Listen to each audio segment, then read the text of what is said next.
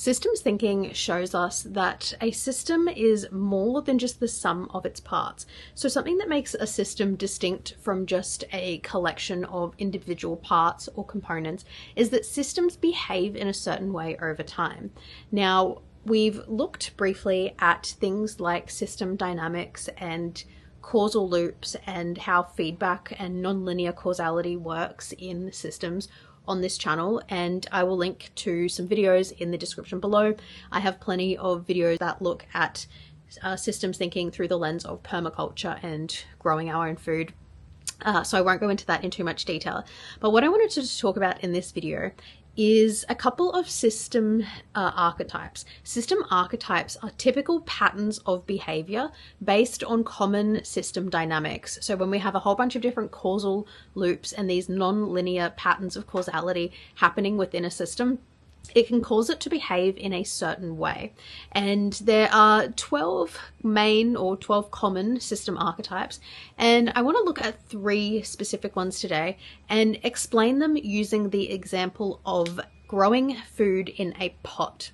I have just spent the afternoon repotting a whole bunch of pots in my garden, and I've spoken on this channel in another video about thinking about a pot or an individual pot plant as its own system or subsystem within a larger system or an environment.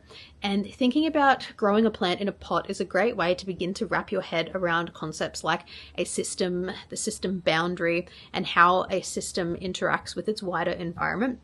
So I'll link to that video below if you want to check that one out. But when we're thinking about the behavior of a system, and if we can think of an individual plant growing in a pot as its own system, then there are a couple of ways that we can begin to identify how plants will eventually outgrow their pot in terms of system dynamics.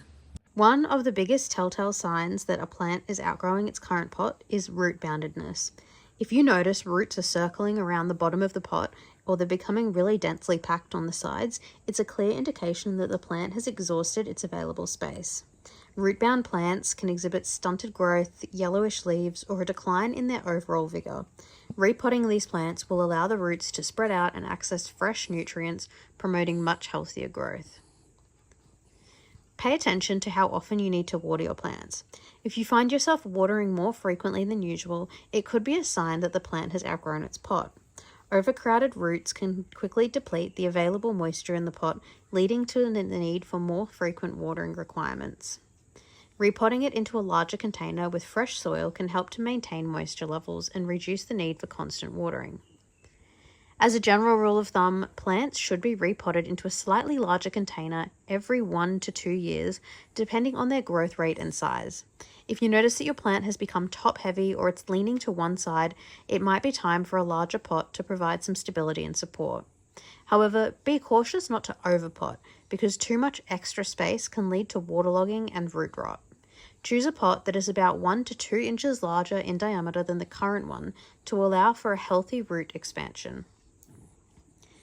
Plants often experience rapid periods of growth during the growing season, followed by a period of dormancy or slower growth in winter months. Take advantage of this natural cycle to assess whether your plants require repotting. Spring is an ideal time to repot as plants emerge from dormancy and enter a phase of active growth. Avoid repotting during periods of stress, such as extreme heat or cold, as this can shock the plant and impede its recovery. Lastly, trust your instincts and observe the overall health and appearance of your plants. If a plant looks crowded, unhealthy, or unhappy in its current pot, it may benefit from repotting. Look for those signs of stress like wilting, yellowing leaves, or stunted growth, and consider whether repotting might alleviate these symptoms. There are a number of different system archetypes that can help us to understand the dynamics that are at play when we need to repot our plant. The most obvious example is the limits to growth archetype. In the context of repotting our plants, the limits to growth archetype can be observed when a plant outgrows its current container. Initially, the plant will experience steady growth and thrive in its existing pot. However, as the plant continues to grow, it reaches the limits available within the container. First, there is a reinforcing loop. This loop represents plant growth. As the plant grows, its root system expands to seek out nutrients and water. This growth stimulates further development of the above-ground plant structures, leading to an increase in overall plant size and biomass. Then there is a balancing loop, the container size, which will constrain the growth of the plant's root system. Initially, the container provides adequate space for root expansion, allowing the plant to thrive. However, as the plant grows larger, it will encounter the physical limits of the container, leading to root boundedness. As the plant's roots become crowded in the container and they are unable to access sufficient nutrients and water, this root boundedness will restrict the plant's growth and can result in symptoms like stunted growth, yellowing leaves, or reduced vigor. There is typically a delay between the plant outgrowing its container and the observable symptoms of root boundedness becoming apparent. This delay can vary depending on factors such as the plant species, the growth rate, and environmental conditions. If left unaddressed, the consequences of root boundedness can be detrimental to the plant's health and vitality. Without adequate space for root expansion, the plant may experience nutrient deficiencies, water stress, and a reduced ability to absorb essential resources. To address the limits to growth, intervention is required in the form of repotting the plant into a larger container. By providing additional space for root expansion, repotting allows the plant to overcome the constraints imposed by the smaller container and resume healthy growth. By recognizing the limits to growth archetype in the context of repotting our plants, you can take a proactive approach to ensure the continued health and vitality of your plants. Another example is the shifting the burden archetype. In the context of repotting plants, shifting the burden can manifest when we rely excessively on temporary solutions, such as increasing the watering or fertilizing of our plants, rather than addressing the symptoms of the problem, root boundedness. There is a primary response loop. This is the temporary solutions or the symptomatic reliefs that we take.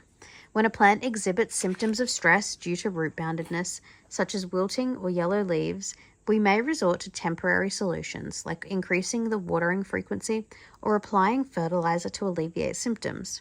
And while these actions may provide short-term relief, they do not address the underlying cause of the problem. There's also a secondary response loop. This is root boundedness. The root cause of the problem is the limited space for root expansion within the current container, and this leads to root boundedness. Without addressing this underlying issue, the symptoms of stress will persist, requiring continued reliance on temporary solutions to mitigate them. When shifting the burden, we end up with a dependency on temporary solutions. Over time, we may become dependent on these temporary solutions to maintain the health and appearance of our plants, shifting the burden away from addressing the root causes of root boundedness. This dependency will perpetuate a cycle where symptoms reoccur, promoting further reliance on symptomatic relief measures. The consequences of relying solely on temporary solutions to address the symptoms of root boundedness include a failure to address the underlying issue, leading to continued stress on the plant and potentially exacerbating its decline over time. Additionally, these measures like excessive watering or fertilizing can result in nutrient imbalances, waterlogging, or other adverse effects on plant health. To break the cycle of shifting the burden, intervention is required to address the root cause of root boundedness by repotting the plant into a larger container. By providing adequate space for root expansion, repotting alleviates the constraints that lead to stress and allows the plant to resume healthy growth without the need for excessive reliance on temporary solution. Another relevant archetype in the context of repotting our plants is the Eroding Goals archetype. In the scenario of repotting our plants, the Eroding Goals archetype can manifest when we neglect the long-term health and well-being of our plants in favor of short-term convenience or aesthetic considerations. In this archetype, we have a primary response loop. The primary response loop is maintaining the status quo, or short-term convenience. When we're faced with the decision to repot a plant that has outgrown its container, we might prioritize short-term convenience or aesthetic concerns over the long-term health of the plant. We might delay or avoid repotting altogether, instead opting to maintain the status quo and keep the plant in its current container. There is then a secondary response loop. The secondary response loop represents root boundedness and decline. Over time, the plant's root system becomes increasingly crowded within the container, leading to root boundedness and a decline in overall health. Without intervention, the plant may experience symptoms like stunted growth, yellowing leaves, or an increased susceptibility to pests and disease. This is where we get our eroding goals, which leads to compromised health and vitality. By neglecting to repot the plant and address the root cause of root boundedness, we inadvertently erode our original goal of maintaining a healthy and thriving garden.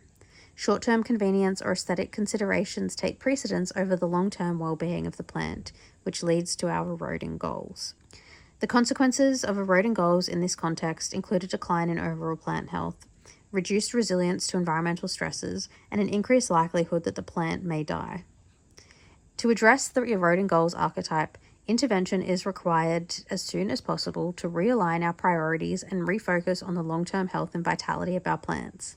This can involve recognizing the importance of repotting as a proactive measure to support plant growth and well-being, even if it requires additional time and effort in the short term. So I hope you found this video or this explanation kind of helpful. Definitely check out my playlist if you are interested in learning more about the intersection of systems thinking, permaculture, and living a sustainable life. I also have a completely free introduction to systems thinking bundle as part of our School of Social Impact at the Humanitarian Changemakers Network. So definitely check that out. There's like a 3-part video training. There are some exercises and worksheets, and our handbook, Opening the Black Box, which is a really great introduction to applying systems thinking to any of the work you might be doing as a change maker or your own permaculture project.